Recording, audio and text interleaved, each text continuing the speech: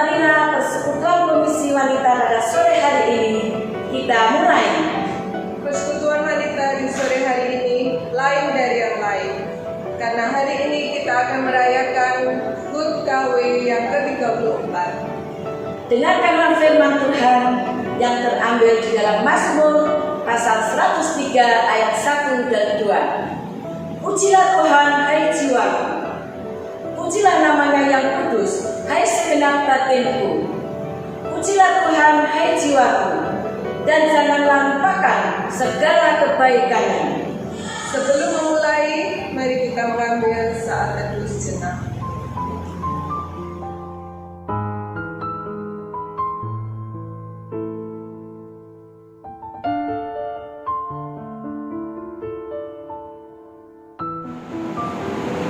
Mazmur 103 ayat 7-8 berbunyi demikian. Dia telah memperkenalkan jalan-jalannya kepada Musa, perbuatan-perbuatannya kepada orang Israel. Tuhan adalah penyayang dan pengasih, panjang sabar dan berlimpah kasih setia. Mari kita pujikan lagu Kasih Setiamu.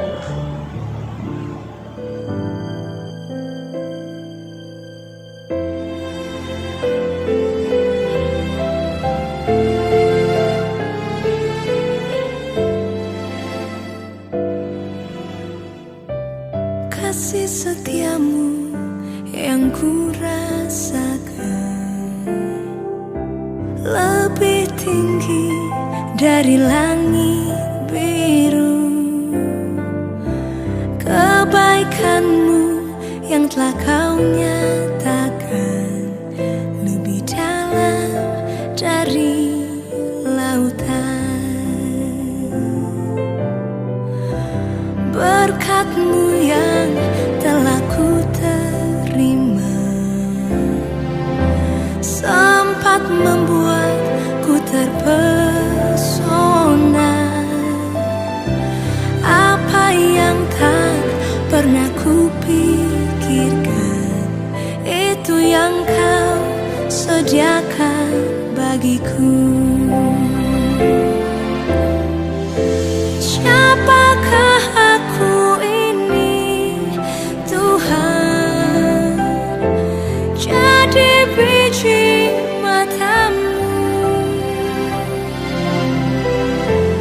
Dengan apakah ku balas Tuhan selain puji dan sembahkan?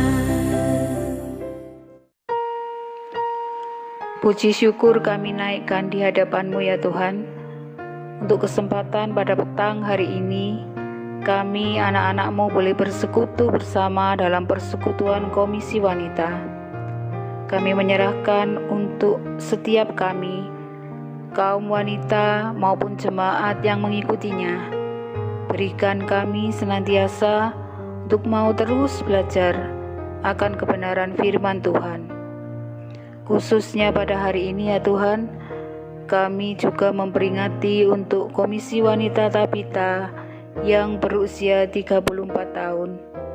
Kiranya ya Tuhan, walaupun dilakukan secara online dan secara sederhana, kiranya Engkau mau berkenan menyertai persekutuan ini dari awal, pertengahan hingga akhirnya, dan juga berkenan untuk setiap puji-pujian yang kami naikkan di hadapan-Mu. Menyerahkan untuk hamba-Mu yang akan menyampaikan firman Tuhan. Kiranya Engkau mengurapi untuk menjadi saluran berkat bagi kami semua. Terima kasih ya Tuhan. Kami buka persekutuan kami ini di dalam nama Allah Bapa, Allah Putra, dan Allah Roh Kudus. Amin. Masa ini jam segini kok ditelepon, kok nggak diangkat-angkat. Jadi lainnya mau apa aja sih diomongno? Apa aja sih? Gila nggak? Masa kayaknya nek tadi telepon. Masa dia dari anak ini mau pamit mulai tadi.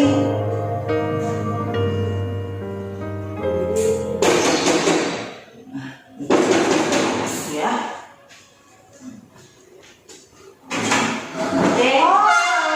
Tak pikir Excel nih. Masa apa aja kok marah. juga mulai pagi, mulai subuh, mulai melek moto sampai sekarang jam piro sampai jam 7 kan. Suaranya orang sembahyang belum pulang-pulang. Ini gimana ini? Apa coba? Kita nggak bisa. Kau yang nggak menghargai orang tua, coba sing mana sing telepon langsung diangkat. Mana sing telepon? Ojo diangkat didelok ae koyo enggak ya. Tak WA lho, gak centang blas. Iya. Apa gitu tuh, Meng? Kudu apa ngene aku ini? Sabar ya, sabar, nuruti kabeh tak turuti. Maune apa tak blikno. Cek kurang ae. Rumah kabeh sak cepakno. Mungkin ditanyai keinginannya Excel sesungguhnya itu apa sih? Wes, katanya nggak ada yang dikepingini, biasa-biasa aja. Apa paling wes punya pacar kan? Ya itu yang punya pacar itu aku paling nggak seneng. Ditanyai ya pacarnya apa, gimana, areknya api apa enggak gitu. Nanti aku tanya salah, katanya mama kok mau tahu kepo urusannya arek enom. Ya kan? Arek sekarang masa kenapa kayak namanya jatuh cinta ya semua.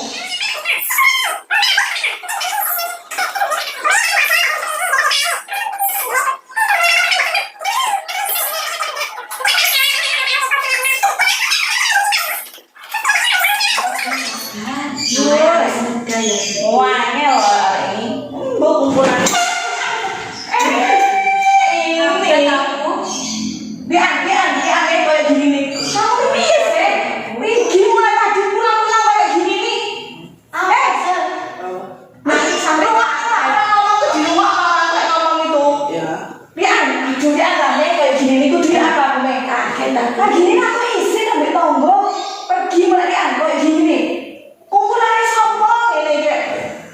Lu ada orang tua ngomong itu didengar no. Kamu ini apa sih? Lian. Dari mana kamu, Sel? Ini mamamu bagi siapa konyomu?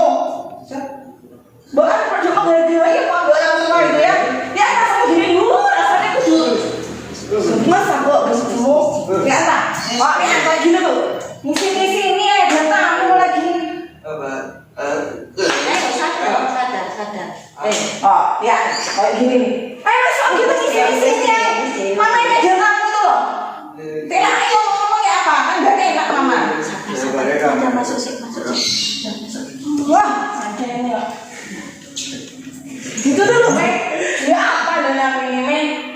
Pergi rumah kayak hotel, pergi mulai jam segini baru pulang, gak makan, gak adus, sampai habis ini, Mek. Isi namanya Pergi dulu lah. Nah, aku gak teteh ini jape metu maneh. Ya aku gak Mau pergi juga mah. gimana lagi kan? Oh, pergi judi mah. Itu judi tuh loh. Ya judi lah mah. Dan aku kan namanya malu tuh, Nyok. Gak apa-apa mah. Jalanin aja. Ayo Sol. Udah dipanggil loh mah. Aku pergi dulu. Rena mah. Dan tak cuma sembuh kayak ini. Duh.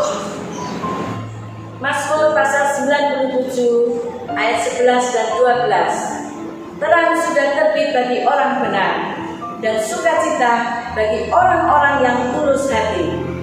Bersukacitalah karena Tuhan, hai orang-orang benar, dan nyanyikanlah syukur bagi namanya yang kudus. Mari ibu-ibu dan jemaat yang terkasih dalam Tuhan, kita pujikan, bersukacitalah selalu.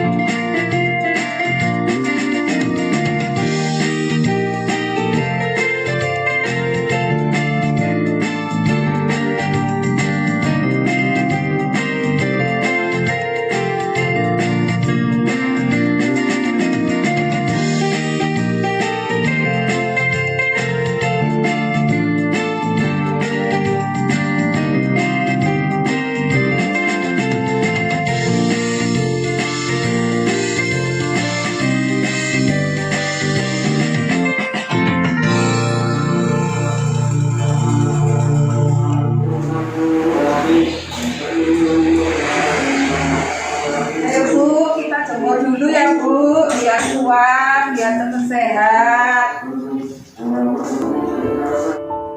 Kita jemur dulu ya, Bu.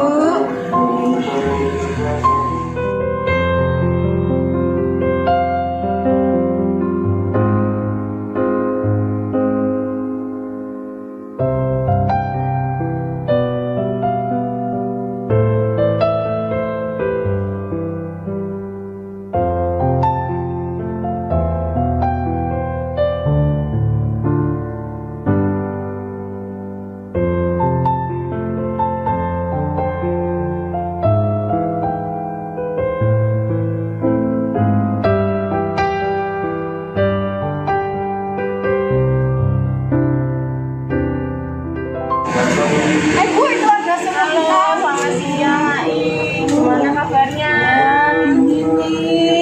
Ya. Yuk kita berteduh di sana dulu ya, Bu ya.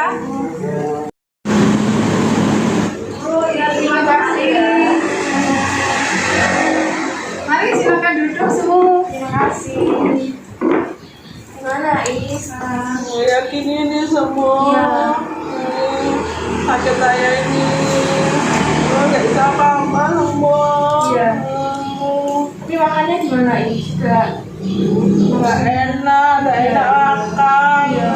Marah-marah terus ini semua, marah-marah. Iya. Jadi makan enak, semua kalah tuh. Iya. Sampai ya. Warna isa sabar semua kayak gini. Kayak pengen rasanya kayak pengen awati semua. Enak hati aja ya semua. Itu Mas tolong. Iya, kayak wes hidup ini tidak berarti semua. Nah, ini Mas tolong Ai. Di balik semua ini kan masih punya maksud dan rencananya nggak tahu. Tuhan tidak tahu, Tuhan sudah tidak sayang saya semua. Saya udah pelayanan, udah sebenarnya ngasih semua. Tapi Tuhan kok kasih gini semua. Tuhan tidak sayang. Anak-anak pun belum sayang sama Ai. Anak-anak tidak perhatian semua. Anak-anak ada yang gampang semua. Kayak gini semua, kayak mau mati aja semua.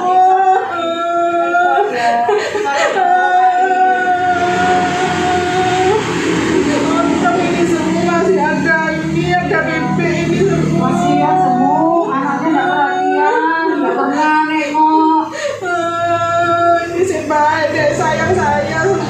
Iya, sangat baik ya.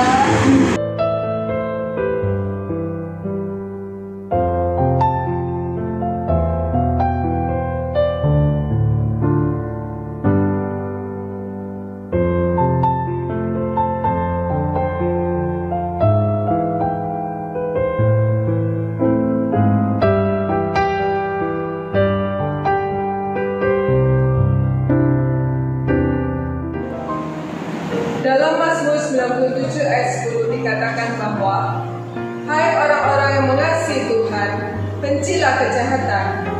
Dia yang memelihara nyawa orang-orang yang dikasihinya akan melepaskan mereka dari tangan orang-orang fasik. Ibu-ibu sekalian, mari kita pujikan lagu Tuhan menetapkan langkah-langkah orang.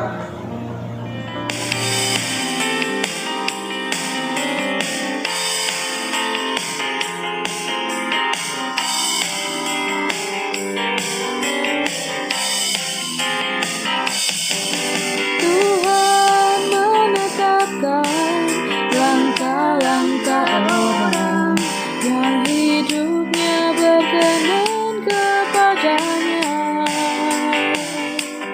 Apa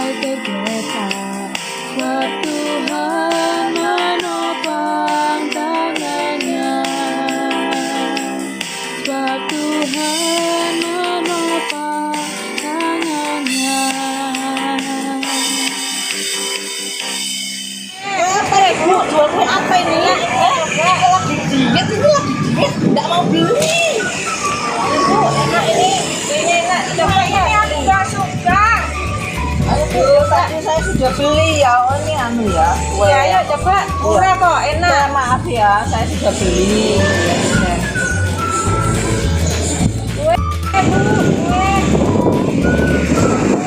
Apa ini ya? Udah suka aku mau atas bisi ya. Ayo,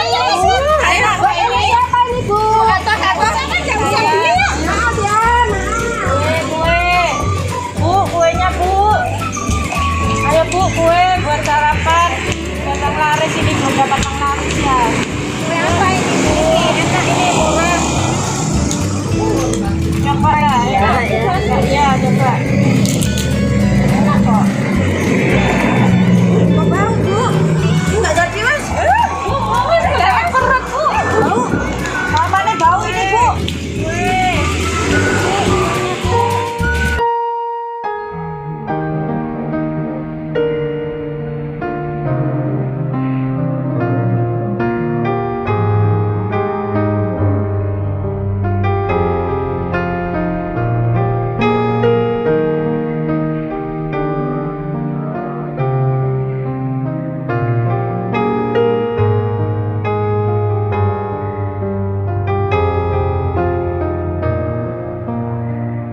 Kok tidak dapat bang laris ya, tidak ada yang beli lagi.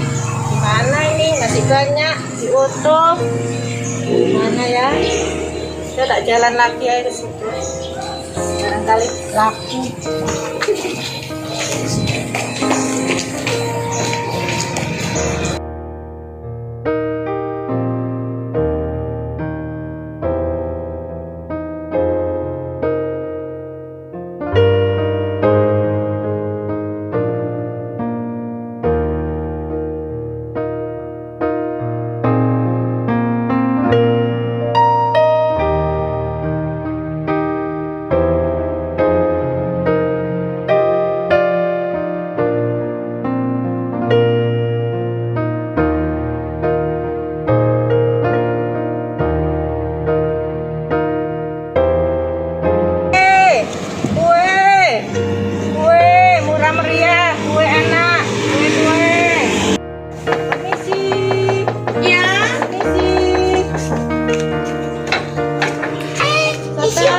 Aku mau nawari kue Santang. Jualan kue tak sekarang? Iya. Ayo, masuk. Permisi ya. Ayo, silakan masuk. Isuing, sejak kapan jualan kue ini? Ya ini Tong, sejak Covid ini loh, bojoku di PHK, jadi tidak kerja lagi. Sedangkan anakku butuh biaya untuk sekolah. Terus aku jualan kue, mau gimana lagi? Tapi jualan Ngambil dari orang gitu tak? iya, no, iya. Tapi sudah jojo di trotoar itu nggak ada yang beli ya. Aku nggak tahu nek Jisuing itu jualan kue. Nanti ya kalau misalkan aku ada acara, aku pasti pesen sampai Jisuing ya. Iya, Jisuing, teleponan. ya apa kabare suamimu? Para di PHK yang nganggur di rumah Tong. Jadi aku mikir enaknya apa ya sehingga ada pemasukan. Sedangkan aku kan butuh makan. Biaya itu tetap jalan. Sing sabar yo. Bukan Jisuing saja yang ngalami semua ini. Semua baik itu pengusaha, toko-toko semua itu sambat sepi semua. Iya, seleb juga gitu. Sepi sekarang ini. Iya, anak-anak ya kok. Saya kelas piro? Yang paling gede itu. Ada yang belum lulus, SMA belum lulus, butuh biaya. Mana ini? Ibadah online ini ya. Ya. Iya, orang-orang tua tuh pada sambat dari butuh kuota yo. Tong, jangankan untuk beli kuota, buat makan sehari-hari aja susah loh. Aku tuh bingung ngatur piye. Untung kemarin itu dapat bantuan sosial dari Komisi Diakonia itu 3 kali. Itu bersyukur, puji Tuhan bisa menyambung hidup keluarga kami. Sungguh itu. Sekarang bingung lagi nih biaya hidup untuk makan. Tapi jual kue tidak laku. Jual di trotoar sana jalan tidak laku, ibu-ibu cuma lihat tok, tidak mau beli. Terus mau gimana lagi terus? Ya wis, aja khawatir ya. Hari ini semua tak semua ya. Puji Tuhan, makasih ya Soto, makasih. Hari ini keluargaku bisa makan.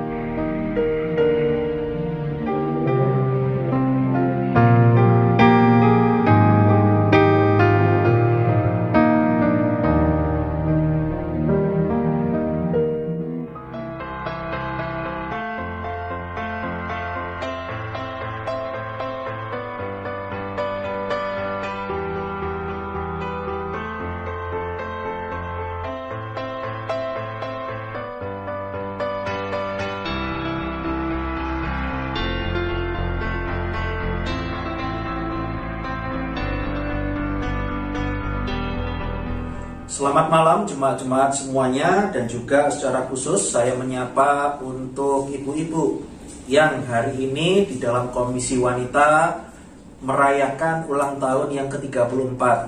Saya, Semuyanti, dan juga Fani memberikan ucapan selamat ulang tahun bagi Komisi Wanita Tabita yang berusia 34 tahun. Kiranya Tuhan senantiasa menolong setiap kita di dalam pelayanan maupun juga di dalam kehidupan kita sehari-hari. Mari bersama kita akan berdoa, menyerahkan untuk firman Tuhan yang bersama-sama akan kita renungkan di dalam suasana ulang tahun ini. Mari kita berdoa. Bapa yang di sorga, kami bersyukur Tuhan untuk setiap kami Komisi Wanita Tabita yang boleh berulang tahun yang ke-34. Kami mau mendasari dengan kebenaran firman-Mu. Tolonglah setiap kami Tuhan, untuk kami boleh mengerti, bahkan tolonglah kami untuk kami boleh melakukan dalam kehidupan kami. Terima kasih Tuhan, dalam nama Tuhan Yesus kami berdoa. Amin. Saudara, di dalam ulang tahun Komisi Wanita Tabita ini, saya mengajak setiap kita untuk kita merenungkan satu bagian firman Tuhan dari Lukas 18 ayat 1 sampai ayat yang ke-8. Lukas 18 ayat 1 sampai ayat yang ke-8. Lembaga Alkitab Indonesia memberikan judul perumpamaan tentang hakim yang tak benar. Tetapi kalau saya bandingkan dengan beberapa versi Alkitab, bahkan juga Alkitab bahasa Inggris, itu menyoroti dari seorang jandanya, pribadi jandanya itu. Mari kita melihat dan juga membacakannya. Yesus mengatakan suatu perumpamaan kepada mereka untuk menegaskan bahwa mereka harus selalu berdoa dengan tidak jemu-jemu. Katanya, dalam sebuah kota ada seorang hakim yang tidak takut akan Allah dan tidak menghormati seorang pun. Dan di kota itu ada seorang janda yang selalu datang kepada hakim itu dan berkata, "Belalah aku terhadap lawanku." Beberapa waktu lamanya hakim itu menolak. Tetapi kemudian ia berkata dalam hatinya, "Walaupun aku tidak takut akan Allah dan tidak menghormati seorang pun, namun karena janda ini menyusahkan aku, baiklah aku membenarkan dia, supaya jangan terus saja ia datang dan akhirnya menyerang aku." Kata Tuhan, "Camkanlah apa yang dikatakan hakim yang lalim itu. Tidakkah Allah akan membenarkan orang-orang pilihannya yang siang malam berseru kepadanya? Dan adakah ia mengulur-ulur waktu sebelum menolong mereka? Aku berkata kepadamu, ia akan segera membenarkan mereka. Akan tetapi, jika anak manusia itu datang, adakah ia mendapati iman di bumi?" Saudara, ada sebuah buku yang ditulis oleh seorang teolog terkenal yang bernama Alvin Plantinga. Alvin Plantinga di dalam kehidupannya menulis sebuah buku yang berjudul God, Freedom, and Evil. Kalau diterjemahkan di dalam bahasa Indonesia, itu adalah Allah, kebebasan, dan kejahatan.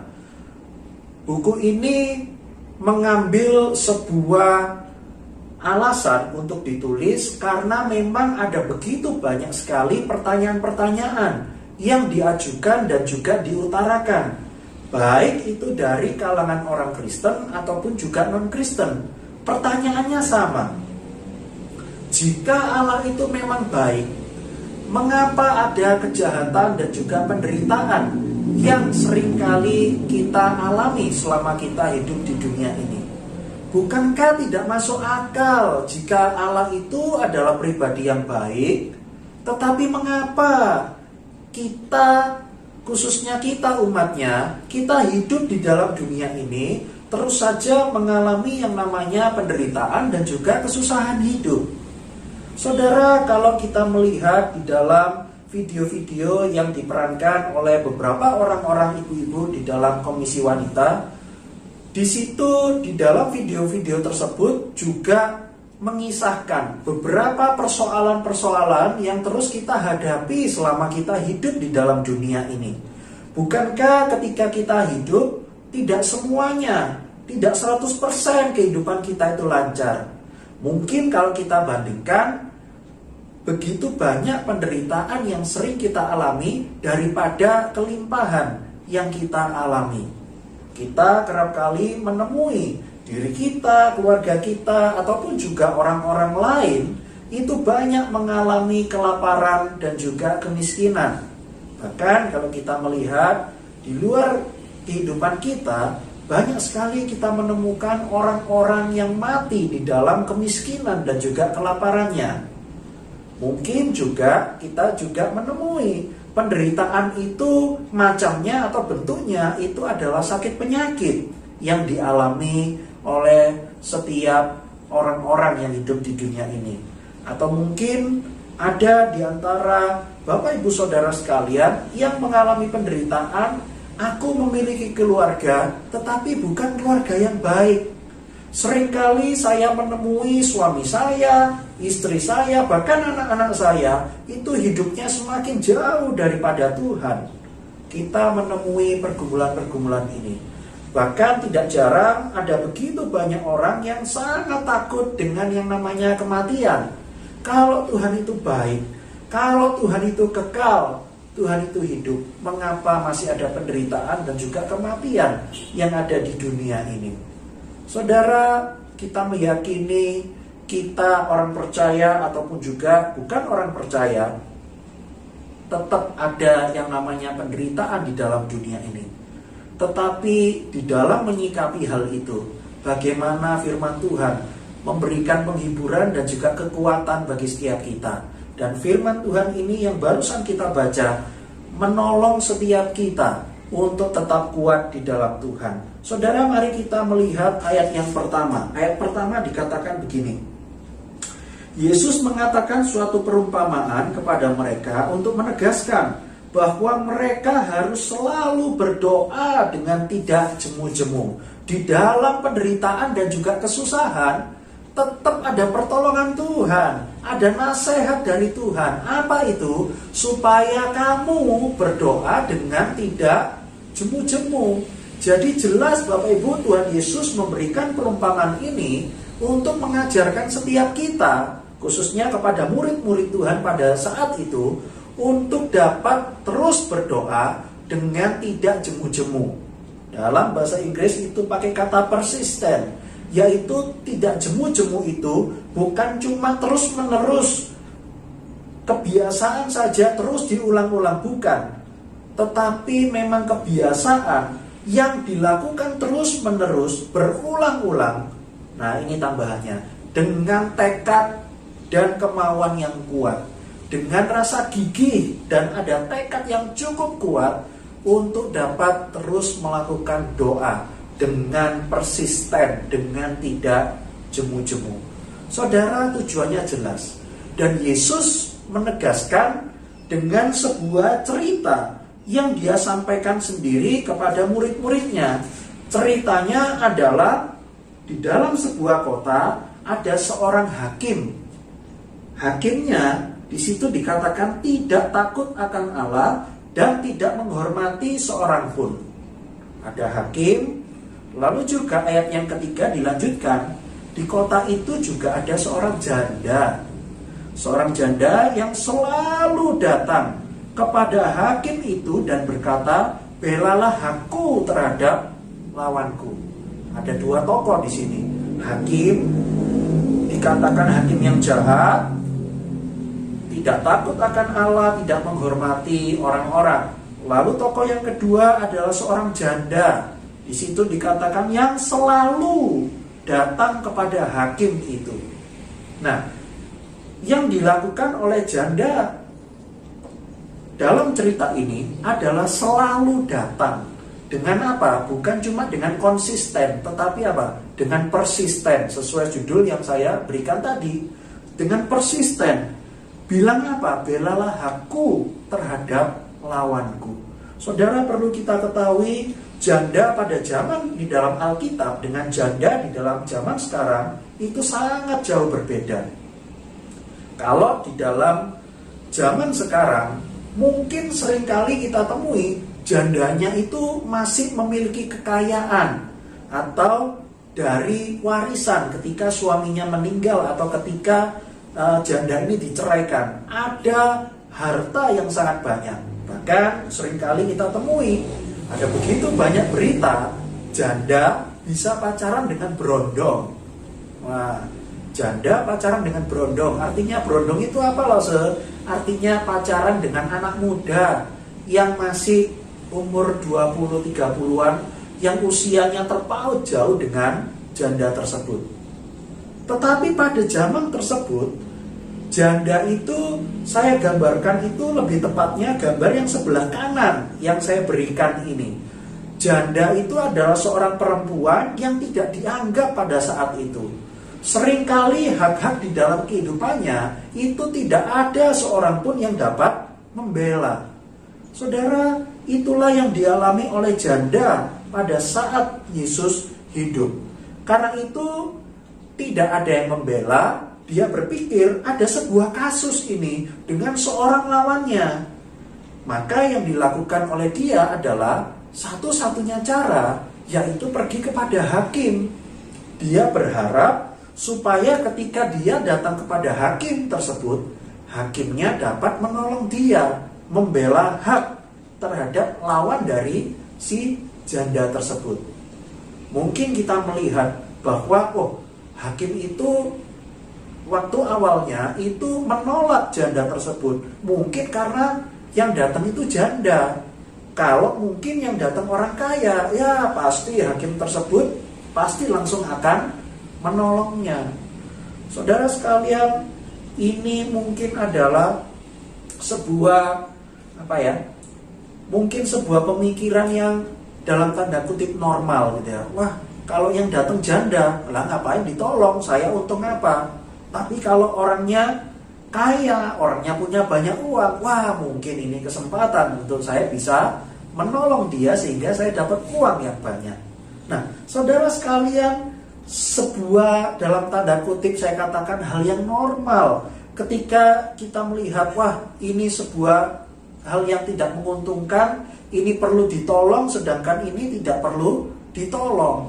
Nah, saudara sekalian, seharusnya janda pada saat itu betul-betul harus ditolong.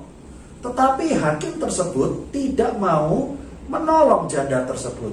Nah, saudara, beberapa kali kita melihat di dalam kehidupan kita, seringkali orang itu membantu seseorang atau menolong seseorang itu dari sisi luarnya. Ketika dilihat, ini pantas ini ditolong, maka ditolong. Ketika lihat, tidak pantas ini ditolong, ngapain harus ditolong? Maka kita menilai, tidak pantas untuk ditolong. Saya kasih contoh Bapak Ibu. Waktu saya di Aletea Lawang, ketika mahasiswa belanja itu selalu ke pasar karena tidak ada tempat lain untuk belanja selain di pasar. Nah, sebuah gambar yaitu jembatan penyeberangan yang cukup ikonik di Kota Lawang. Nah, saudara, ketika menyeberang di depan atau di seberang pasar Lawang itu tidak bisa sembarangan menyeberang. Karena apa? Di tengah-tengahnya itu ada pagar pembatas. Nah, salah satu caranya, satu-satunya cara yaitu harus lewat jembatan penyeberangan. Dan di atas jalan jembatan penyeberangan itu ada beberapa pengemis yang biasanya minta-minta. Ada cukup banyak, ada mungkin biasanya itu ada 3 atau ada 4 orang pengemis. Nah, saudara coba bayangkan begini. Ketika kita lewat di jembatan penyeberang, kita melewati beberapa orang pengemis di sana. Kita punya uang. Nah, pada saat itu saya dengan beberapa orang teman saya itu bilang, ayo, ini kan uang kita cuma sedikit, cuma 1 lembar. Kira-kira mana ya yang bisa dikasih gitu ya. Lalu kita nyeletuk, terus kita lihat dulu gitu ya, mana yang pantas dikasih. Wah, ini kayaknya sudah tua ini, kasihan ini. Udah ini aja. Kalau di sebelahnya jangan, karena apa? Tubuhnya aja kok gendut gitu ya. Nah, jadi kita pikir, wah ini yang kurus lebih pantas dibantu daripada sebelahnya yang gemuk. Nah, saudara sekalian, mungkin kita berpikir seperti itu. Wah, janda ini tidak pantas ditolong karena apa? Uangnya sedikit, tidak perlu dibela. Kalau orang kaya baru dibela. Tetapi saudara, kalau kita baca secara teliti di dalam ayat yang kedua, di situ dikatakan hakim itu jahat. Dia tidak takut kepada Tuhan dan tidak menghormati orang. Dalam bahasa aslinya itu lebih tepatnya tidak mempedulikan orang. Bahkan orang di sini menunjukkan kata jamak, bentuknya itu jamak, menunjukkan banyak orang. Jadi ternyata memang bukan karena janda yang datang karena itu tidak dibela, enggak. Tapi apa? Memang dari sononya hakim itu memang jahat. Dia tidak takut akan Tuhan, bahkan dia tidak menghormati, dia tidak mempedulikan banyak orang. Karena itu memang betul, hakim itu bukan jahat karena yang dibantu ini adalah seorang janda, bukan. Tetapi memang karena karakternya tidak mempedulikan banyak orang, bukan karena janda yang datang. Tetapi apa yang dilakukan janda? Janda itu tetap apa? Tetap datang. Bahkan dikatakan di dalam ayat yang ketiga, selalu datang kepada hakim itu. Bisa bayangkan ya, janda itu ditolak, tetapi janda itu selalu datang. Nah, saudara, inilah persisten. Bukan cuma konsisten dia itu terus datang, tetapi yang dilakukan oleh janda ini dia persisten. Dia memiliki sebuah tekad yang kuat, dia memiliki kemauan yang kuat, sehingga akhirnya apa? Sehingga akhirnya hakim ini yang pertama kali menolak, akhirnya mau tidak mau dia bilang kepada dirinya sendiri bahwa aku harus menolong janda ini. Tetapi dengan terpaksa, demi keuntungan dirinya sendiri, bukan karena kebenaran. Saudara, yang dilakukan oleh hakim ini pada akhirnya adalah di dalam ayat yang kelima, jangan sampai janda ini terus datang lalu menyusahkan aku. Karena itu ya sudahlah, saya akan menolong. Saudara, ketika Tuhan Yesus menuliskan dari ayat 2 sampai ayat yang ke-6 ini tentang cerita seorang janda yang selalu datang kepada hakim ini, saudara, Yesus melanjutkan di dalam ayat yang ke-6, camkanlah apa yang dikatakan hakim yang lalim itu. Maksudnya adalah ayat yang ke-6 ini Yesus memberikan penegasan. Supaya apa? Memberikan penegasan. Lihat hakim yang tidak benar itu, camkanlah apa yang dikatakan dan dilakukan oleh hakim yang jahat tersebut. Ayat 6 ini adalah peralihan dari kisah perumpamaan dan juga makna dari perumpamaan. Maknanya apa, saudara? Ayat 7 Yesus bilang begini, tidakkah Allah akan membenarkan orang-orang pilihannya yang siang malam berseru kepadanya? Dan adakah ia mengulur-ulur waktu sebelum menolong mereka? Jadi dengan sederhana, Yesus ini sebenarnya hendak menyampaikan begini, camkanlah itu, lihat yang dilakukan oleh hakim tersebut. Kalau hakim yang jahat saja akhirnya memberikan pertolongan kepada janda tersebut, tidakkah Allah lebih dari hakim yang jahat tersebut? Tidakkah Allah akan membenarkan orang-orang pilihannya yang terus berseru kepada Tuhan? Apakah Allah mengulur-ulur waktu sebelum akhirnya menolong umatnya?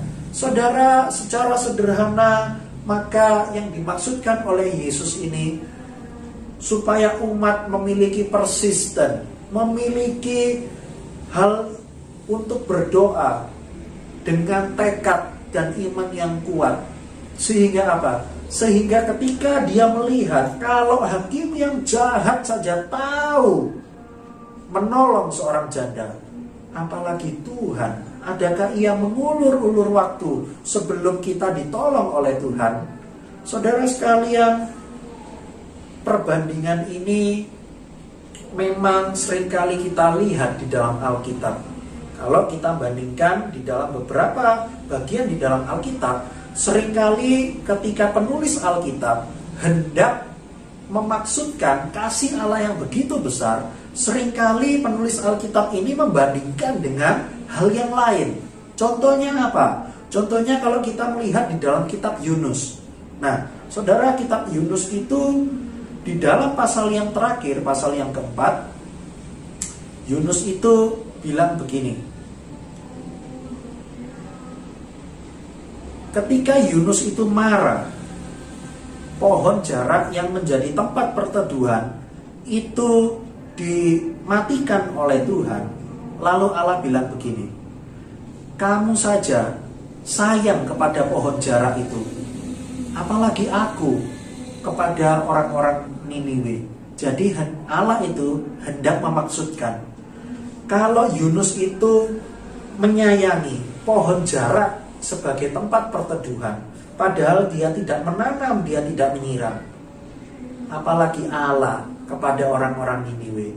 Lalu juga di dalam Matius pasal yang ke-7, Yesus memberikan sebuah ajaran yang baik.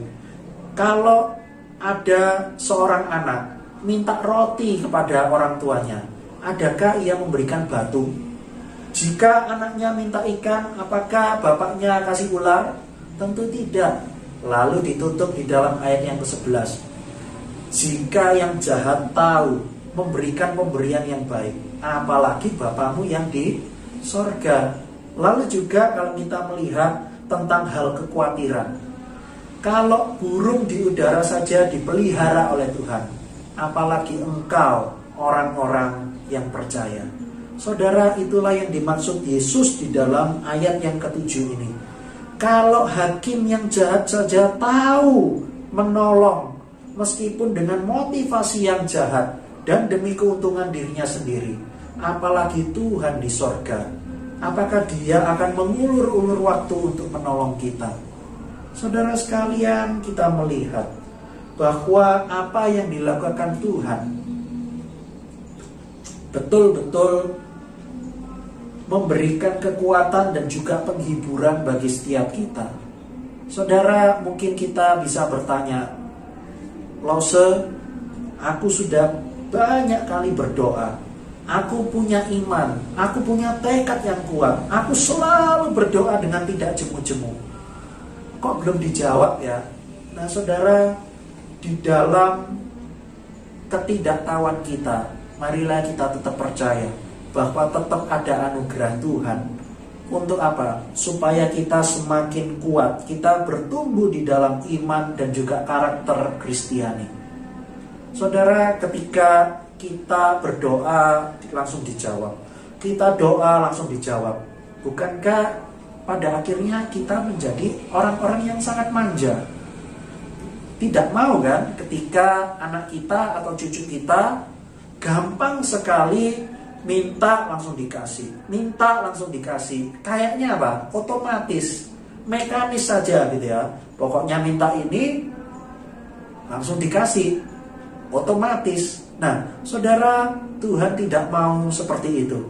Tetapi memang dalam banyak kali ketika kita menunggu jawaban dari Tuhan, meskipun kita berdoanya dengan persisten, dengan tidak jemu-jemu, maka yang dimaui oleh Tuhan adalah tetap di dalam masa menunggu jawaban Tuhan itu, kita tumbuh di dalam iman maupun juga karakter. Saudara, saya mau tutup khotbah ini dengan menampilkan sebuah pohon. Pohon ini bernama General Sherman. Jenderal Sherman kalau di dalam bahasa Indonesia. Nah, apa itu pohon Jenderal Sherman? Pohon ini adalah pohon yang sampai sekarang memegang rekor adalah pohon yang paling besar.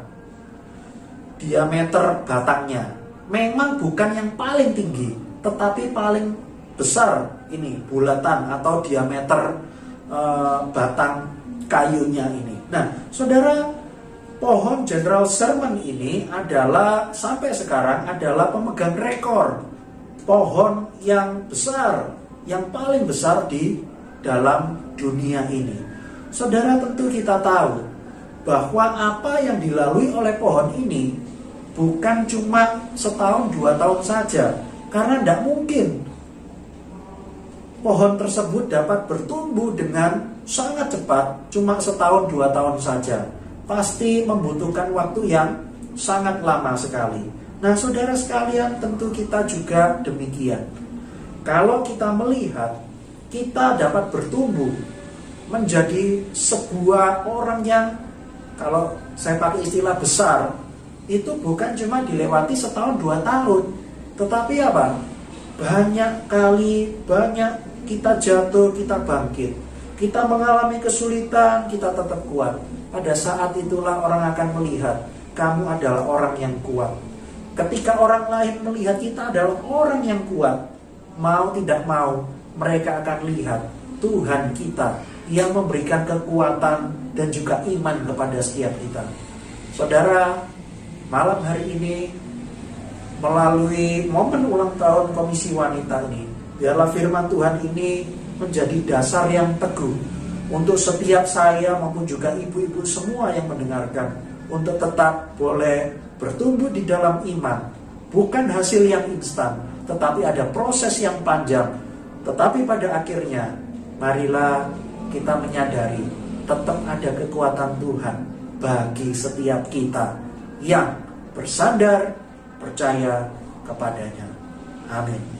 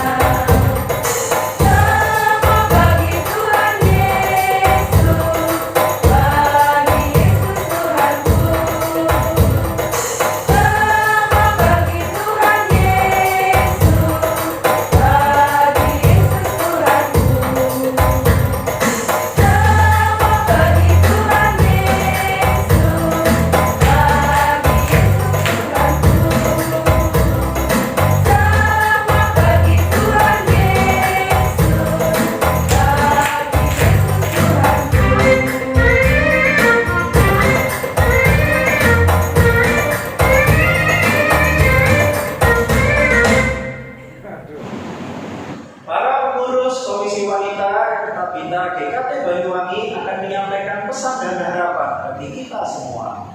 4 kali 4 sama dengan 16. Ulang tahun Komisi Wanita yang ke-34.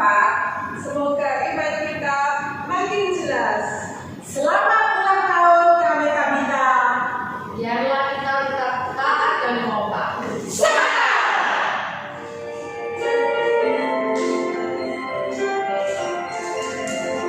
Happy birthday, Kawe. Happy birthday, Kawe. Happy birthday,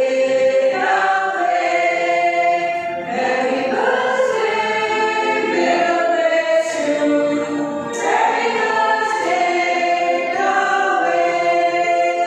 Happy birthday, Tabita. Happy birthday, Tabita. Happy birthday, may God bless you. Happy birthday, Tabita. Mari kita sama-sama menyuntik 1, 2, 3.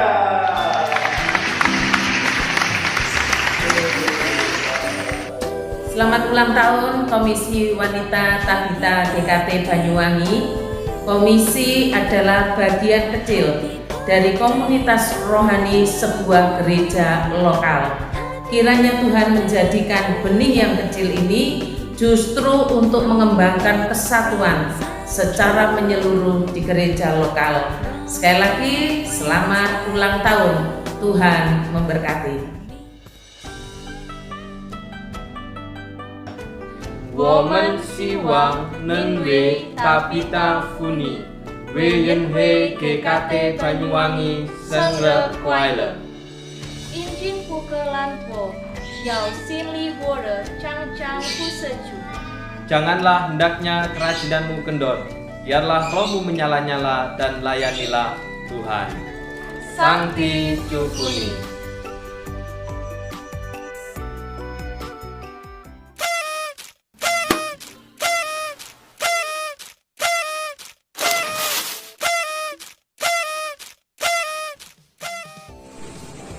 Shalom untuk ibu-ibu Komisi Wanita GKT Banyuwangi.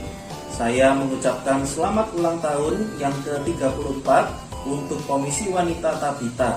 Kiranya Tuhan senantiasa menolong setiap ibu-ibu semua di dalam bertumbuh kepada Tuhan dan bahkan menjadi teladan yang baik di dalam rumahnya. Dan juga untuk ibu-ibu yang melayani Tuhan, menjadi pengurus ataupun juga aktivis, kiranya Tuhan selalu memberikan kekuatan dan juga memampukan. Tuhan Yesus memberkati.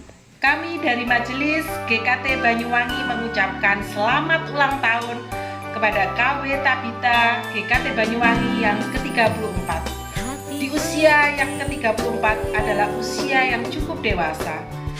Kiranya kita benar-benar menjadi wanita yang sungguh-sungguh dewasa iman, sungguh-sungguh mempunyai iman yang kuat, iman yang kokoh di dalam Tuhan dan semakin taat setia kepada Tuhan.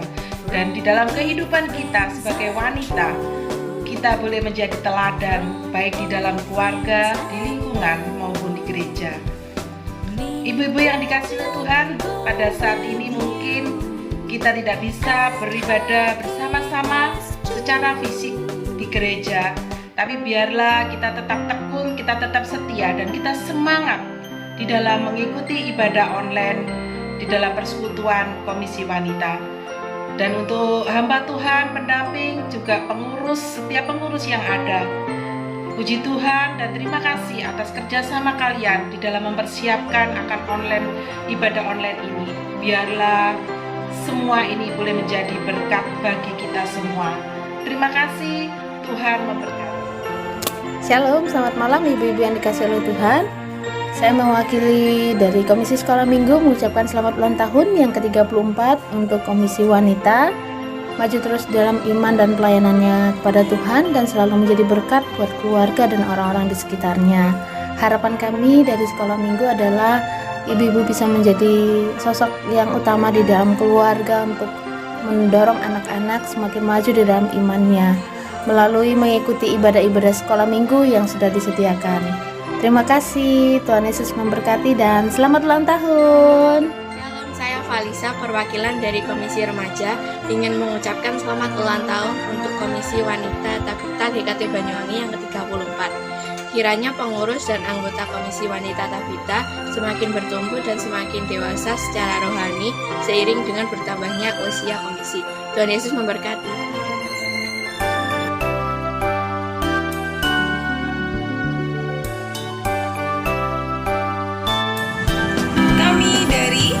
Jemos Youth GKT Banyuwangi mengucapkan Happy Anniversary ke-34 Komisi Wanita Tabita GKT Banyuwangi. Semoga semakin maju. dalam doa.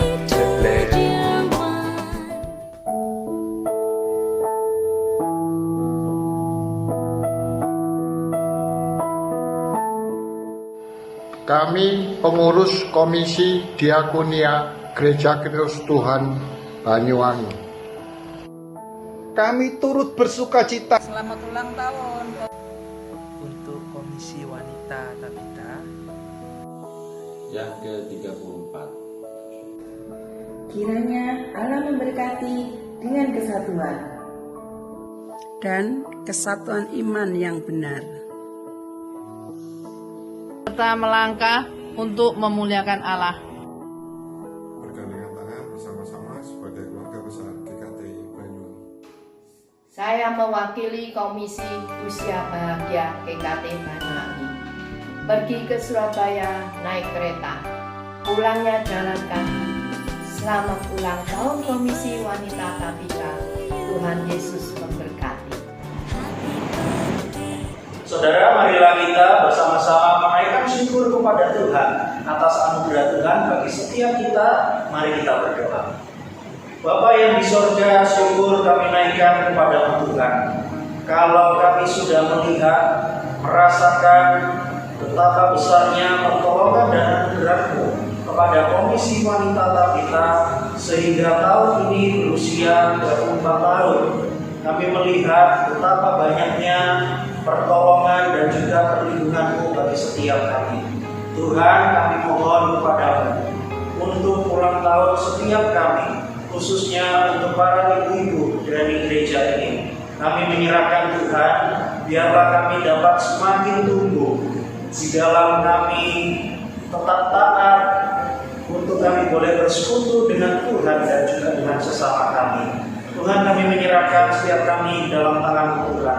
Kami menyadari di dalam situasi kehidupan kami ini ada begitu banyak hal yang tidak kami mengerti. Ketika kami mengalami pergumulan hidup maupun juga pergumulan iman, kami tetap percaya Tuhan.